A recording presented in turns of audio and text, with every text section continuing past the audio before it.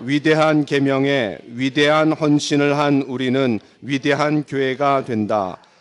표를 외쳐보겠습니다. 복음을 듣고 복음을 전하는 교회, 제자가 되고 제자를 삼는 교회. 아멘. 오늘 말씀은 마태복음 2장 1절로 12절까지 말씀입니다. 마태복음 2장 1절로 12절까지입니다. 우리 한 절씩 저와 함께 교독했으면 좋겠습니다. 제가 먼저 읽겠습니다. 헤롯 왕 때에 예수께서 유대 베들레헴에서 나심에 동방으로부터 박사들이 예루살렘에 이르러 말하되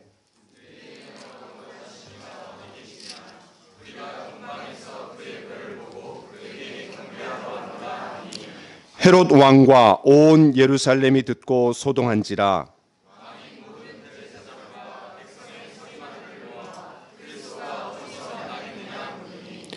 이르되 유대 베들레헴이오니 이는 선지자로 이렇게 기록된 바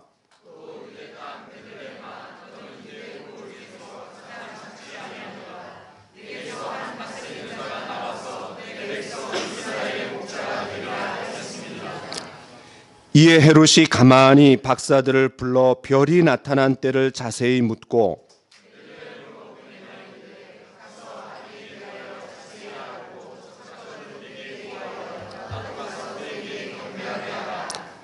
박사들이 왕의 말을 듣고 갈새 동방에서 보던 그 별이 문득 앞서 인도하여 가다가 아기 있는 곳 위에 머물러 서 있는지라. 집에 들어가 아기와 그의 어머니 마리아가 함께 있는 것을 보고 엎드려 아기께 경배하고 보배합을 열어 황금과 유향과 몰약을 예물로 드리니라.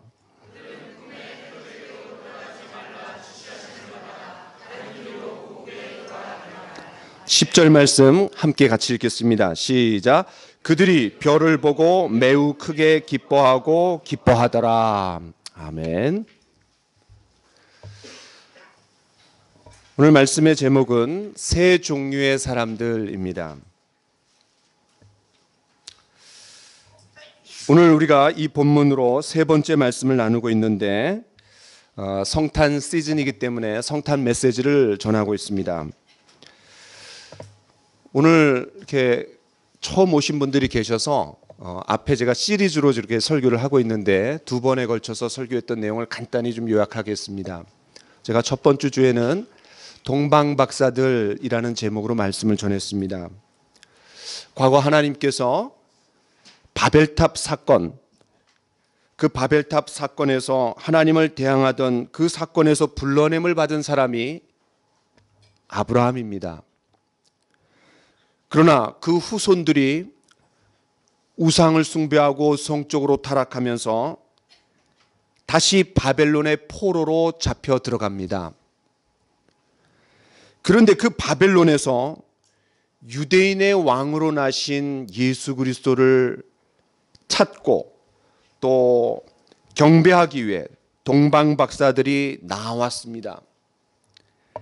이제는 저와 여러분들이 세상을 상징하는 바벨론을 향해 나아가야 합니다. 왜냐하면 그 세상을 상징하는 바벨론은 결국 요한계시록에 보면 영원히 멸망당하기 때문입니다. 이처럼 성경은 바벨론이라는 단어로 풀어줄 수 있습니다. 지난주에는 이 동방박사들의 등장으로 빚어진 네 가지 대조적 상황을 살펴봤습니다. 예루살렘과 그리고 베들레헴이 대조됩니다. 헤롯 왕과 그리고 유대인의 왕이 대조됩니다. 그리고 그 왕 앞에 경배하는 사람들이 있었고 소동하는 사람들이 있었습니다. 마지막에는 그 별이라는 환경의 계시를 받은 사람들이 있는가 하면 성경의 계시를 받은 사람들이 있었습니다. 그리고 특별히 마지막에 랄프의 그럼요 제 방에 들어오세요 라는 그런 대사가 주는 감동을 우리 모두는 온몸으로 느꼈습니다. 오늘은 유대인의 왕으로 나신 예수님에 대하여 동방 박사들, 그리고 헤롯 왕, 그리고 종교 지도자들, 이 세 종류의 사람들의 반응이 어떻게 달랐는지 좀 조명해 보려고 합니다. 먼저는 질문과 연관해서 이 세 사람들이 어떻게 반응을 다르게 했는지 좀 보려고 합니다. 동방 박사들은 질문을 던졌습니다. 1절에 보니까 동방으로부터 박사들이 예루살렘에 이르러 말하되 그랬습니다. 말하되. 여기서 말하다라는 것은 그냥 말하는 게 아니라 질문을 한 겁니다. 그럼 그 질문이 뭡니까? 우리 2절을 같이 한번 읽어볼까요? 시작. 유대인의 왕으로 나신 이가 어디 계시냐? 우리가 동방에서 그의 별을 보고 그에게 경배하러 왔노라 하니. 네. 유대인의 왕으로 나신 이가 어디 계십니까? 라고 물어본 겁니다. 질문한 겁니다. 1450km나 되는 먼 길을 적어도 한 4개월 정도가 걸려서 찾아왔습니다. 그리고 예루살렘 근처의 당도에서 만나는 사람마다 붙들면서 이렇게 물어보는 거죠. 여보쇼, 말 좀 묻겠소. 유대인의 왕이 어디서 나셨습니까? 물어보는 거예요. 그들은 이스라엘의 수도에 사는 사람들이라면 당연히 그 유대인의 왕으로 나신 그분이 어디서 나신 거라는 것을 알 거라고 생각했던 거예요. 또 절박한 심정으로 이 사람 저 사람 붙들고 물어봤지만 얼굴만 멀뚱멀뚱 쳐다볼 뿐, 또 머리를 극적극적거릴 뿐 그들로부터 아무 대답을 얻지 못했습니다. 한두 번도 아니고 만나는 사람마다 비슷한 반응을 보이니까 동방 박사들 편에서 얼마나 황당하고 놀랐겠어요. 요즘 말로 이건 뭐지? 이런 반응이었을 것 같아요. 동방 박사들이 던진 질문에 예루살렘 사람들도 놀랐지만 동방 박사들 스스로도 놀랐을 겁니다. 헤롯 왕도 질문했습니다. 이 동방 박사들이 예루살렘에 와서 이 사람 저 사람을 붙들며 유대인의 왕이 어디 계시냐? 우리가 그에게 경배하러 왔다라고 하자 금방 소문이 퍼졌습니다. 그리고 그 소문은 드디어 왕궁에까지 들어갔습니다. 우리 3절을 같이 한번 읽어봅시다. 시작. 헤롯 왕과 온 예루살렘이 듣고 소동한지라. 여기서 듣고는 동방 박사들의 말을 직접 들었다라는 말이 아니라 이 사람 저 사람의 입소문을 듣고 그것이 왕궁에까지 전해졌다라는 말입니다. 그러니까 이 동방 박사들이 왕궁에 와서 헤롯 왕한테 질문한 게 아니라 이 사람 저 사람한테 질문했는데 그것이 퍼져서 왕궁에까지 들어갔다라는 거예요. 발 없는 말이 천리를 간다고 하지 않습니까? 게다가 저 멀리 바벨론에서 수많은 수행원들과 함께 왔을 때 그것은 금방 눈에 띄었을 거고 왕궁에까지 소식이 전해졌을 겁니다. 그 소문을 들은 헤롯의 반응이 무엇입니까? 헤롯 역시 질문했습니다. 여러분 4절을 같이 한번 읽어볼까요? 시작. 왕이 모든 대제사장들과 백성의 서기관들을 모아 그리스도가 어디서 나겠느냐 물으니, 여기서 물으니 이 말은 질문하니 라는 말입니다. 동방 박사들 질문했어요. 그런데 그들만 질문한 것이 아니라 헤롯 대왕도 질문했습니다. 그 동방 박사들과 헤롯 왕 모두 질문한 것은 동일했습니다. 그런데 헤롯 왕의 질문에서 좀 특이한 점이 발견됩니다. 어떤 게 좀 달라요? 동방 박사들은 유대인의 왕이 어디서 나시냐라고 물었습니다. 유대인의 왕 이렇게 표현했습니다. 그런데 헤롯 왕은 그 유대인의 왕을 뭘로 바꿨어요? 그리스도가 어디서 나시냐 이렇게 바꿨습니다. 자세히 보니까 이게 다른 걸 우리가 좀 발견하는 거예요. 다릅니다. 왜 그렇습니까? 이것은 그 당시 유대인들의 마음속에 소망과 희망이, 기대감이 뭐에 있었는지를 단적으로 드러내주는 대목입니다. 그들은 나라가 멸망한 지 600년이 지났습니다. 처음에는 바벨론에게 멸망했습니다. 그리고 페르시아에게 지배를 받았습니다. 그리고 그 페르시아를 집어삼킨 알렉산더 대왕의 그리스, 헬라 제국의 지배를 받았습니다. 그리고 그것을 집어삼킨 로마 제국의 지배를 받고 있는 중입니다. 그들은 오매불망 그리스도, 메시아, 구세주가 오기를 간절히 기다리고 있는 거예요.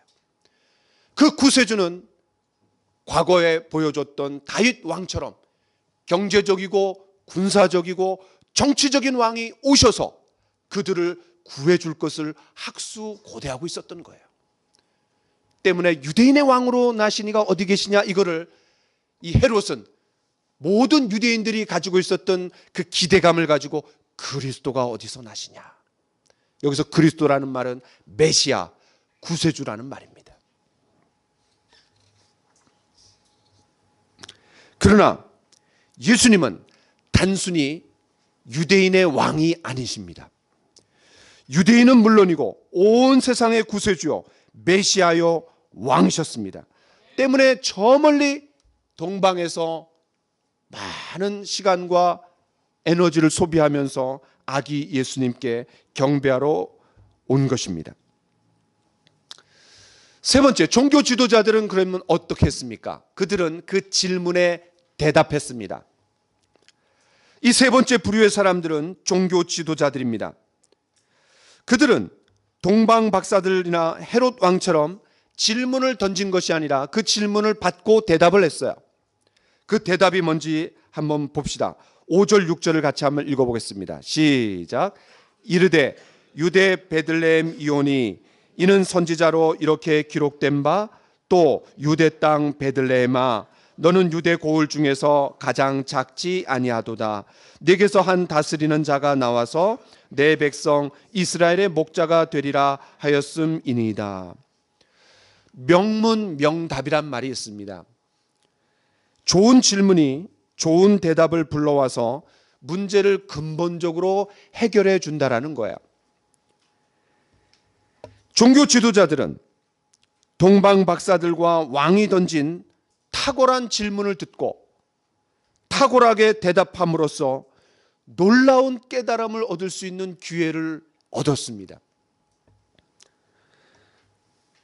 사실 어느 누구보다도 깊은 문제의식을 가지고 성경을 향해 질문을 던져서 파고들어야 할 사람들은 다름 아닌 종교 지도자들이었습니다. 하지만 그들은 너무나 수동적이었습니다. 지혜로운 사람은 다른 사람들을 통해서 배우는 사람이 지혜로운 사람입니다. 그런데 이 종교 지도자들은 탁월한 질문을 받고도 탁월한 대답을 해놓고도 딱 거기까지였습니다. 더 이상 움직이지 않았습니다. 예수님께 나아가지 않았습니다. 복을 발로 걷어찬 사람들이 되었습니다. 얼마나 불행합니까? 성경에는 탁월한 질문들이 종종 나옵니다. 아담아, 내가 어디 있느냐? 죄를 범하고 타락한 인간, 그 첫인간을 향해 하나님께서 다가오셔서 아담아 어디 있느냐라고 물어보십니다. 하나님이 아담이 어디 숨은지 몰라서 물어보는 거예요? 아닙니다. 아담이 자기 죄를 고백하고 하나님 앞에 나아오기를 바라시는 거예요. 예수님이 제자들에게 이렇게 말씀하십니다. 사람들이 나를 누구라 하느냐? 너희는 나를 누구라 하느냐? 예수님은 제자들이 맹목적으로 따르기를 원하지 않았습니다. 예수님이 어떤 분이신지 분명히 알고 따르기를 원했습니다. 여러분, 많은 사람들이 미신을 추구합니다. 그냥 모르고 그냥 자기의 욕구를 충족시키기 위해서, 자기의 원함을 이루어내기 위해서 빌고 꿇어 엎드립니다. 그 대상이 누군지 정확하게 알지도 못한 채. 이건 미신입니다. 그런데 많은 교회 다니는 사람들이 미신처럼 예수님을, 하나님을 믿는 사람들이 있습니다.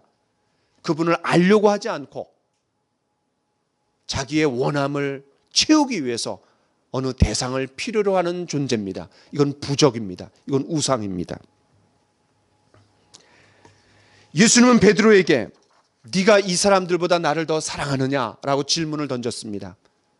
이런 질문 속에 다시 베드로가 회복이 되는 겁니다. 이렇듯 성경은 우리에게 중요한 질문들을 던집니다. 그 질문들은 우리에게 깊은 문제의식을 불러일으키고 사고를 폭넓게 만들어줍니다. 그리고 내 인생을 찬찬히 뒤돌아보게 만들면서 겸손하게 만들고 하나님 앞에 나오게 만듭니다. 사실은 종교 지도자들, 이 헤롯 대왕은 동방 박사들이 던진 질문 앞에 깊이 자신을 돌아보고 성경으로 돌아가서 예수님 앞에 무릎을 꿇어야 했지만 그러나 그들은 그렇게 하지 않았습니다. 우리는 지금까지 질문과 연관해서 세 종류의 사람들이 어떻게 반응했는지를 살펴보았습니다. 이제는 별과 연관해서 이 세 종류의 사람들이 어떻게 반응했는지를 보려고 합니다. 먼저 이 동방 박사들은 별을 통해서 진리를 추구했습니다. 동방 박사들은 별을 연구하는 점성가들이었습니다. 당시 사람들은 땅에서 중요한 일이 일어나면 그것이 하늘에 반영된다라고 믿었습니다. 또 반대로 하늘에 일어난 신비한 일들은 땅에서 놀라운 일이 일어날 거라고 믿었습니다. 동방 박사들이 바로 이러한 일에 관여한 사람들이었습니다. 어느 날 하늘을 쳐다보다가 유난히 밝고 빛난 별이 등장했습니다. 그 현상을 더 연구하면서 그 별이 예사스러운 별이 아니라는 것을 알았습니다. 고대 세계에서는 이 별자리와 연관해서 유명한 지도자들이 탄생되는 경우가 실제로 종종 있었습니다. 성경도 민수기 24장 17절에 이렇게 말합니다. 우리 같이 한번 읽어볼까요? 시작. 한 별이 야곱에게서 나오며 한 규가 이스라엘에게서 일어나서. 놀라운 예언입니다. 그리고 이 예언이 바로 마태복음 2장에서 성취되는 거예요. 한 별이 야곱에게서 나온다라는 거예요. 야곱이 뭡니까? 이스라엘입니다. 야곱의 또 다른 이름이 이스라엘이에요. 한 규가, 이거는 왕이 짚는 홀입니다. 왕을 상징하는, 그것이 이스라엘에게서 나온다라는 거야. 그 때문에 구약 성경에서 예언한 메시아가 바로 그 별과 연관된다라는 것을 이 동방 박사들은 알았던 겁니다. 2절을 보십시오. 우리가 동방에서 그의 별을 보고 그에게 경배하러 왔노라. 단순한 별이 아닙니다. 어떤 별이라고 얘기했어요? 그의 별이라고 얘기했습니다. 그 민수기 24장 17절에서 예언한 바로 그 별이라는 것을 그들은 알았던 겁니다. 그의 별, 예수님의 별이에요. 아마도 당시에 별을 연구하면서 그 별을 본 사람들은 동방 박사들만 있었던 것은 아닐 겁니다. 많은 사람들이 그 별을 봤을 거예요. 그러나 그 별을 보면서 유독 동방 박사들만이 진리에 대한 추구가 시작됐습니다. 그런 의미에서 이 동방 박사들이 본 별은 추구의 별입니다. 저와 여러분에게도 추구의 별들이 있습니다. 갑작스러운 누군가의 죽음을 통해 우리는 인생을 돌아보게 됩니다. 그리고 그것이 추구를 만들어냅니다. 마틴 루터가 있습니다. 갑자기 어느 날 자기 친구와 함께 길을 가다가 폭풍우가 몰아쳐서 그 비를 피하기 위해서 나무에 숨었습니다. 근데 벼락이 쳐갖고 그 자리에서 친구가 즉사했습니다. 자기가 공부하는 법학이 무슨 의미가 있는가 하면서 수도사가 되어서 오늘날 엄청난 영향을 끼친 루터가 되었습니다. 또 어떤 사람들은 영화를 보다가 책을 읽다가 다양한 상황과 환경이 선행 은총이 되어서 우리에게 추구의 마음을 갖게 만들고 하나님께 한 발자국 한 발자국 나아가게 만듭니다. 헤롯 왕은 그 별을 추적했습니다. 추격했습니다. 놀라운 것은 이 헤롯 왕도 별에 대한 관심을 가졌습니다. 동방 박사들처럼. 자, 7절을 한번 보겠습니다. 우리 같이 한번 읽어볼까요? 시작. 이에 헤롯이 가만히 박사들을 불러 별이 나타난 때를 자세히 묻고, 여기서 중요한 것은 때입니다. 별 자체가 아니라 별이 언제 나타났냐, 몇 시에 나타났냐, 정확한 시간을 물어보는 겁니다.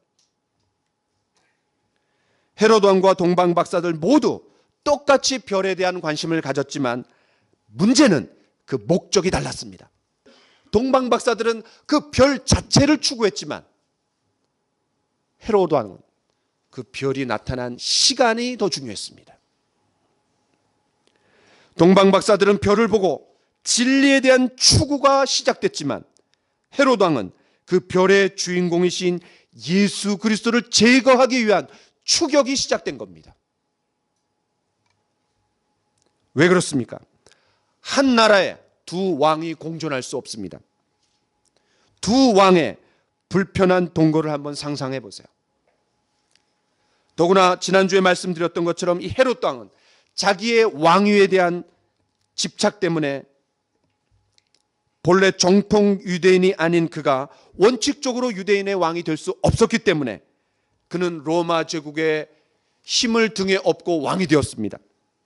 자신의 핸디캡을 알기 때문에 호시탐탐 주변에 있는 사람들이 자신의 왕위를 노린다라고 거기에 너무 몰입된 나머지 늘 조바심을 갖고 모든 사람을 의심했습니다. 그 결과 어떻게 했습니까? 장모도 죽이고 아내도 죽이고 두 아들도 죽였습니다. 비정하고 불안정한 왕이었습니다. 그런 상황에서 동방 박사들이 유대인의 왕이 어디서 나시냐라고 질문했을 때 얼마나 놀랍고 당황했겠어요. 엄연히 자신이 유대인의 왕으로 군림하고 있는데 또 다른 유대인의 왕이 나타났을 때 그는 상당히 거슬렸고 마치 선전포고처럼 느꼈을 겁니다.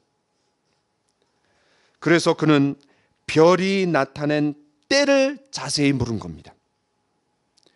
별이 나타난 의미와 중요성은 전혀 관심이 없고 별이 나타난 정확한 시간에만 관심을 가진 겁니다. 왜 그렇습니까? 정적을 제거하기 위한 겁니다. 그 정적이 지금 몇 살쯤 되었을까? 그 별이 나타났을 때 탄생이 됐기 때문에 지금 몇 살쯤 되었을까? 몇 개월쯤 되었을까? 며칠이 지났을까? 이거를 손꼽아 따지는 거예요. 정말 예수님께 나와 경배해야 했다면 태어난 때보다도 태어난 장소가 더 중요했을 겁니다. 그래서 이 동방 박사들은 이미 태어나신 유대인의 왕이 어디 계시냐라고 질문했지만 헤롯 왕은 그리스도가 어디서 나겠느냐라고 물었던 겁니다.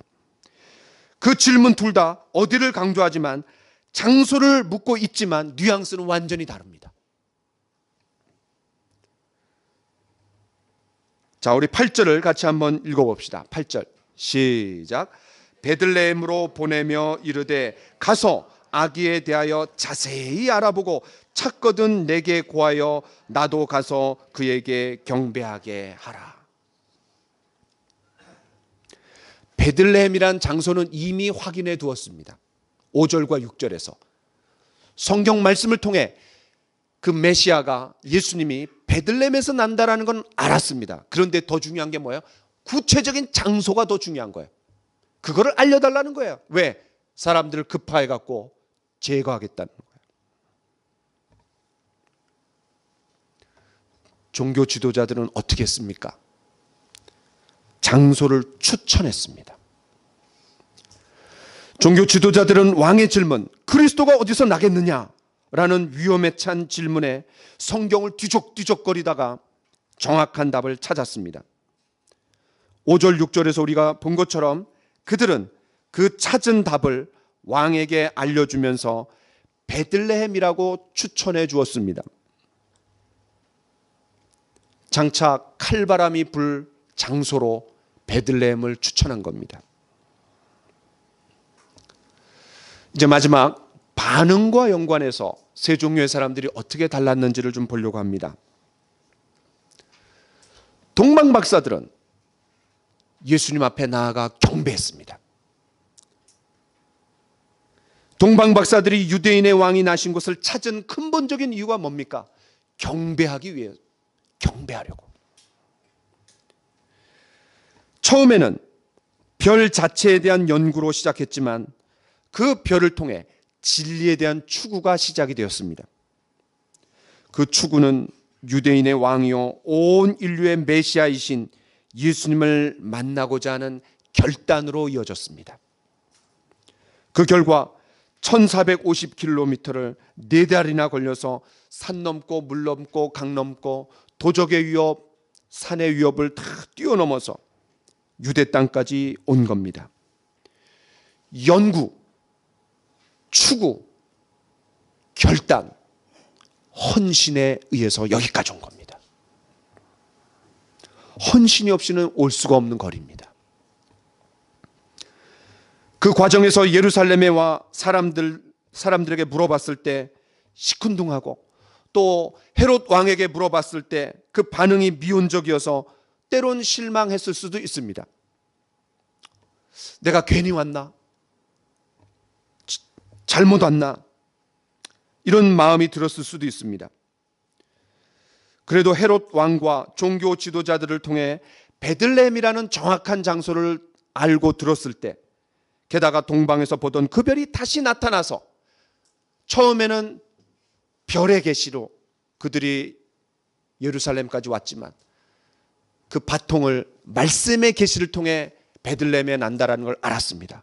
그 베들레헴을 향해서 갈 때 다시 별이 나타나갖고 그 별의 계시로 환경이 열리는 겁니다. 그리고 결국은 그들이 그 별을 통해서 예수님이 태어난 장소까지 갔습니다. 그 결과가 뭡니까? 10절입니다. 우리 같이 한번 읽어봅시다. 시작. 그들이 별을 보고 매우 크게 기뻐하고 기뻐하더라. 그렇습니다. 주님을 추구하는 사람들은 주님이 환경을 여십니다. 그리고 주님을 만나게 하십니다. 사람들을 만나게 하시고 환경이 열리고 결국은 그들의 추구에 하나님은 답을 주십니다. 그리고 예수 그리스도를 만납니다. 그들의 마음속에 놀라운 기쁨이 찾아드는 겁니다. 이 10절이 얼마나 놀라워요. 그들이 별을 보고 매우 크게 기뻐하고 기뻐하더라. joy, 단순한 joy가 아닙니다. overjoy입니다. 넘치는 기쁨이 있었다라는 거예요. rejoiced, 기뻐했습니다. exceedingly, 아주 극도로 기뻐했다라는 거예요. great joy, 단순한 joy가 아닙니다. 큰 기쁨을 맞이했다라는 거예요. 이 기쁨이 이번 성탄의 시즌에 저와 여러분에게 있기를 간절히 축원합니다. 그들은 내적으로 충만한 기쁨을 어떻게 외적으로 표현했습니까? 그것이 바로 아기 예수께 무릎을 꿇고 정성스럽게 준비한 황금과 유향과 몰약을 주님 앞에 올려드리는 겁니다. 이 황금과 유향과 몰약이 아니었더라면 여러분 어떤 일이 벌어졌을까요? 2살 아래 모든 영아들을 학살시키는 명령을 내립니다. 그때 극적으로 어디로 도망갑니까? 애굽으로 도망갑니다. 그래서 이 3가지 예물을 팔아서 거기서 2년을 지내다가 오는 거예요.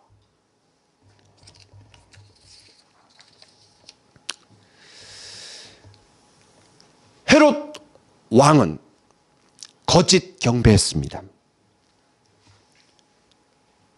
8절을 보십시오. 찾거든 내게 고하여 나도 가서 그에게 경배하게 하라. 똑같은 경배라는 말을 썼지만 우리는 이미 그 답을 압니다. 진정한 경배가 아니라 거짓 경배였다라는 거예요. 정말 경배하려고 했던 것이 아닙니다. 헤롯은 당시 다윗의 왕위를 찬탈한 상태였기 때문에 그 메시아를 학수고대하던 민중들의 눈을 의식해 은밀하게 정적을 제거하기 위한 작전을 짜는 겁니다. 그래서 이 헤롯은 군사적인 행동을 하기 전에 종교적 경건을 가장하면서 박사들을 이용하기로 작정했던 거예요. 또 자신의 두려움과 질투가 알려지면 박사들에게 수치스러웠기 때문에 그 수상한 점을 눈치 못 채게 나도 가서 그에게 경배하게 하라라고 립 서비스를 하는 겁니다. 헤롯은 동방 박사들을 완전히 속였다라고 생각했는지 자신의 끈앞풀들을 굳이 붙이지 않았습니다. 그들이 경배하고 와서 자기에게 와서 알려줄 거라고 확신했던 거예요. 이 거짓 경배의 저희가 뭡니까? 16절에서 만천하에 드러났습니다. 우리 16절 다 같이 한번 읽어봅시다. 시작.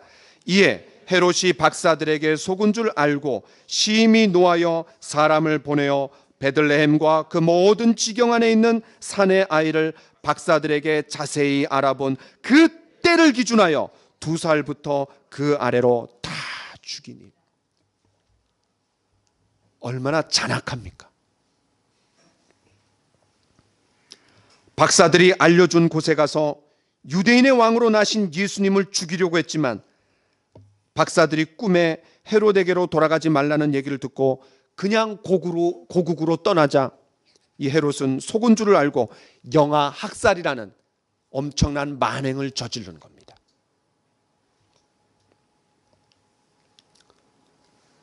종교 지도자들은 어떻게 반응했습니까? 동방 박사들은 경배했습니다. 헤롯 왕은 거짓 경배했습니다. 이 종교 지도자들은 한 발 더 나아가 경멸했습니다. 처음에는 그들의 반응은 무관심이었습니다. 분명히 답을 알았습니다. 질문을 통해서. 그러면 누구보다도 먼저 가서 무릎을 꿇어야 할 사람들은 종교 지도자들입니다. 그러나 그들은 움직이지 않았습니다. 무관심했습니다. 그것도 거리가 10km 정도밖에 되지 않는 짧은 거리였습니다. 예루살렘부터 베들레헴까지. 그러나 지리적 거리보다 심리적 거리가 더 멀었던 거예요. 그들은 헤롯과 함께 현실에 안주하면서 비록 성경을 날카롭게 인용할 수 있었고 또 유대인의 왕이 어디서 태어날지 정확하게 답할 수 있었을지는 모르지만 그 말씀에 순종하지 않았습니다. 비록 그들이 성전의 제사, 성전의 다양한 의식, 신학적 토론에는 능할지 모르겠지만 거기에 몰두한 나머지 예수님께 대해서만큼은 무관심했습니다. 저와 여러분도 그럴 수 있습니다. 성탄 행사에 몰입된 나머지 예수님이 빠질 수 있습니다. 사람들에게 즐거움을 주기 위해서, 기쁨을 주기 위해서, 웃음을 주기 위해서 헌신하지만 그 마음속에 성탄의 주인공이신 예수님은 빠뜨릴 수가 있습니다. 사실 오늘날의 성탄절이 그런 의미 아닙니까? 성탄절이 아니라 산타절이잖아요. 그렇죠? 이 종교 지도자들은 헤롯처럼 자신들의 안정적 기반의 변화가 생기는 것을 원하지 않았습니다. 자신들의 영향력, 입지가 축소되는 것을 원하지 않았습니다. 변화를 두려워했습니다. 결국 메시아를 거부했습니다. 그 메시아를 거부한 것이 결정적으로 나타난 게 뭡니까? 결국 그들의 손에 예수님이 죽임을 당했습니다. 그들은 습관처럼 예배드리고 봉사하면서 성경과 교회 그리고 신앙과 관련된 일에 익숙했을지는 모르지만 신앙 성숙에는 무관심했습니다. 여러분, 많은 사람들이 모태신앙입니다. 모태신앙의 뜻이 뭐예요? 엄마 뱃속에서 태어났다는 거 아니에요. 그렇죠? 그때부터 교회 다녔다는 거 아니에요. 굉장히 자부심과 긍지를 가지고 얘기합니다. 그런데 이 모태신앙은 못해신앙입니다. 못해. 성경도 못 읽어, 전도도 못해, 기도도 못해. 못해신앙. 그래서 우리가 이걸 뭐라 하냐면 못된 신앙이라고 얘기합니다. 얼마나 많은 사람들이 그런 사람들입니까? 대표적인 사람이 접니다. 저도 20년 동안 모태신앙, 못해신앙, 못된 신앙을 밟았습니다. 그리고 20살이 됐을 때 예수님 인격적으로 만나고 거듭났습니다. 이 종교 지도자들의 무관심, 거부는 나중에 예수 그리스도를 십자가에 못 박게 하는 경멸로 이어졌다고 말씀드렸습니다. 급기야 메시아를 십자가에 못 박는 살인죄를 그들은 범한 겁니다. 헤롯이 베들레헴 근방 2살 아래 모든 영아들을 다 죽인 것과 뭐가 달라요? 아니, 더 심한 거죠. 결국 헤롯과 종교 지도자들은 한 패거리였습니다. 그래도 헤롯은 살인 미수에 그쳤지만, 왜냐하면 실제로 예수님을 죽이지 못했잖아요. 그런데 그들은 나중에 예수님을 사지로 내던진 장본인이 되었습니다. 그리고 그 대가는 참으로 혹독했습니다. 그들이 예수님을 십자가에 못 박으라고 얘기하면서 뭐라고 얘기해요? 그 피를 누구에게 돌리라고 얘기했어요? 나에게 돌리라, 우리에게 돌리라 그랬어요. 그래서 많은 이 역사 가운데 유대인들이 엄청나게 죽었습니다. 십자군 전쟁 때도 유대인들이 많이 죽었고, 가장 많이 죽은 건 언제였어요? 히틀러에 의해서 600만 대학살이 바로 그 자기네들의 던진 말의 자업자득이었습니다. 말씀을 마치려고 합니다. 오늘 말씀을 통해서 우리는 어떤 교훈과 메시지를 얻을 수 있습니까?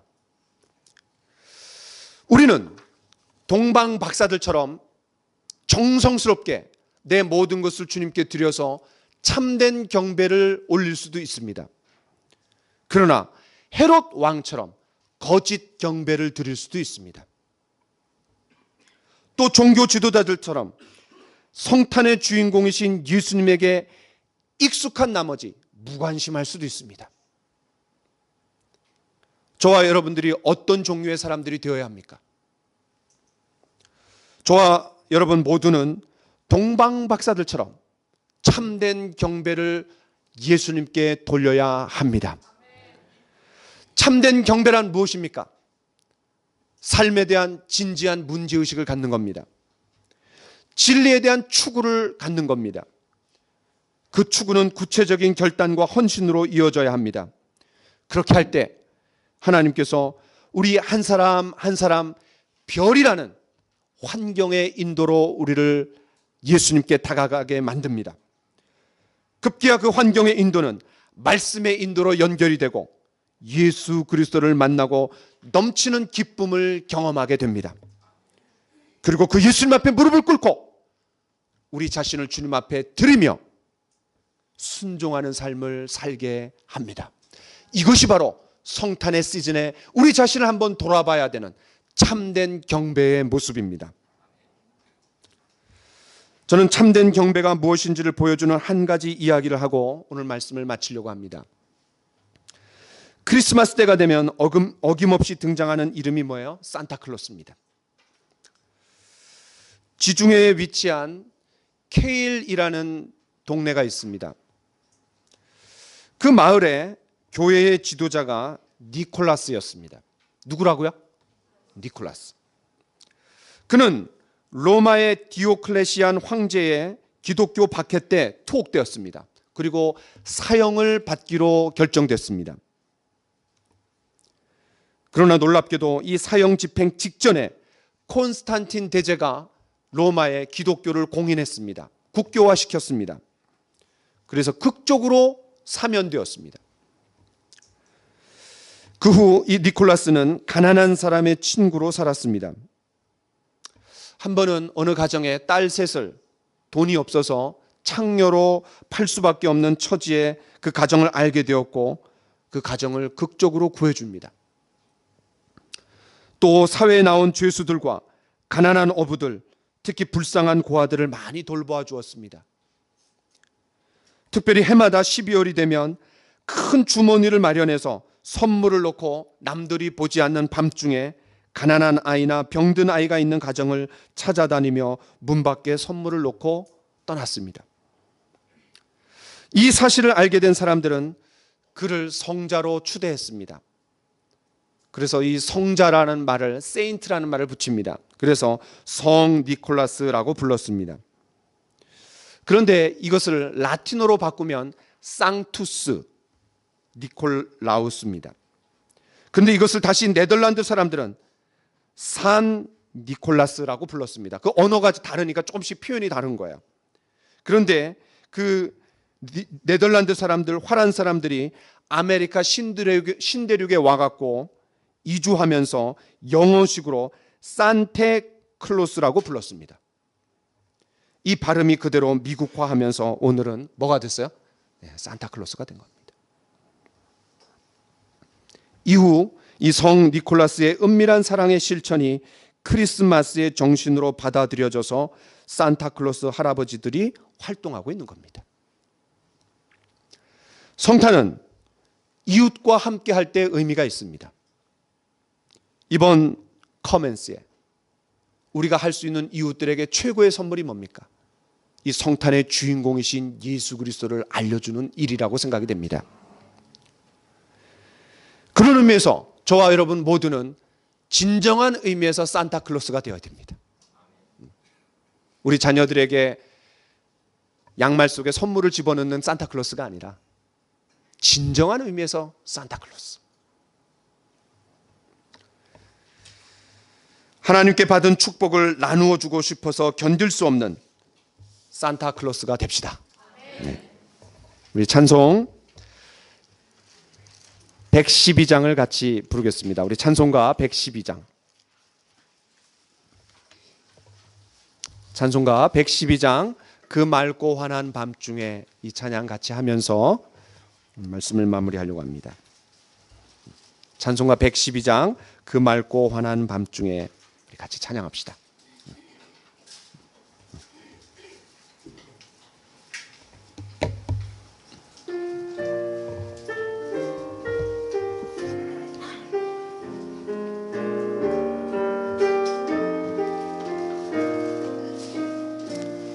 그 맑고 환한 밤중에 무천사 내려와 그 손에 비파 들고서 다 찬송하기를 무천사 나에 오시니 다 평안하여라.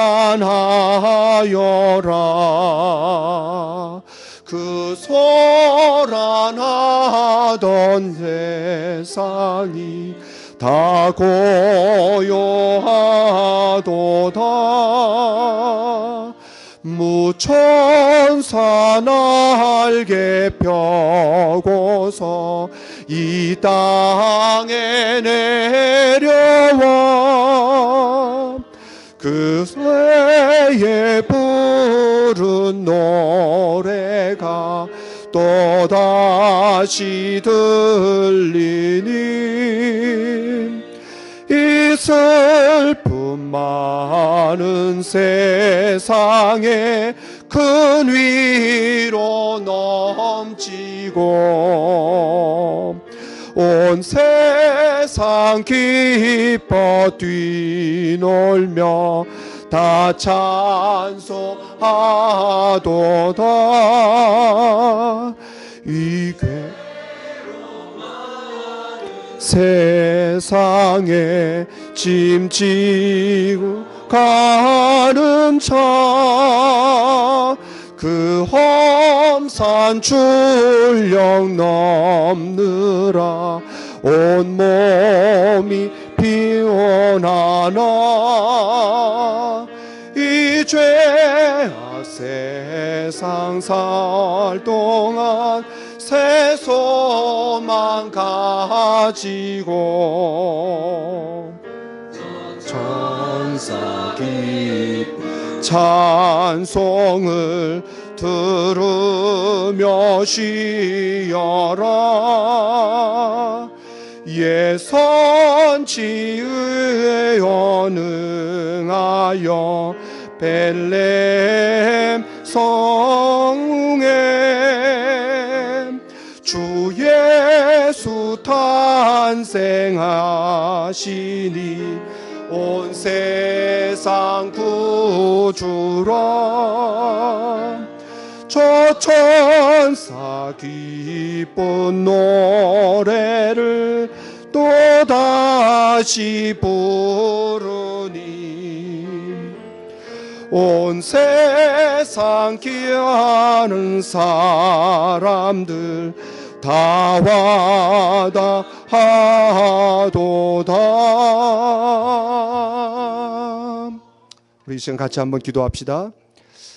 오늘 예수님의 탄생을 앞에 두고 세 종류의 사람들이 어떻게 반응했는지를 좀 살펴보았습니다.